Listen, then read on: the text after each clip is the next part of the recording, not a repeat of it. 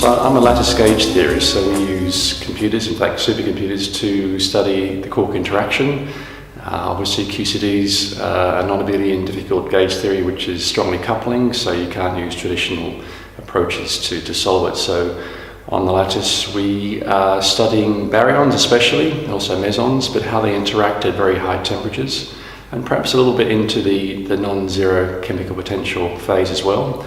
And we're making progress on understanding the mass spectrum of baryons especially, involving light quarks but also strange quarks as well, and seeing how the masses change as you go in the confined phase towards the deconfining temperature, but also into the deconfined phase, what actually happens to those channels.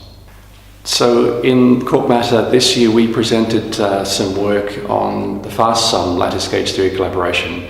So the work I presented was on baryons and light baryons, but also baryons with 1 or 2 or even 3 strange quark masses. And we were using different approaches to understand, in particular, their mass spectrum and how that varied with the temperature. We used some traditional approaches, which is used in lattice gauge theory to work out their masses, so taking correlation functions and fitting them to exponentials. In fact, even studying the correlation functions themselves, the correlation functions of these hadronic operators, and also using the Bayesian approach, the maximum entry method as well, to extract information about the mass spectrum. And we found, interestingly, that the different parity states behave differently. So the positive parity states mass remained a constant, pretty much, and the negative parity states initially were larger in mass and decreased towards the positive parity states and became degenerate at the deconfining temperature.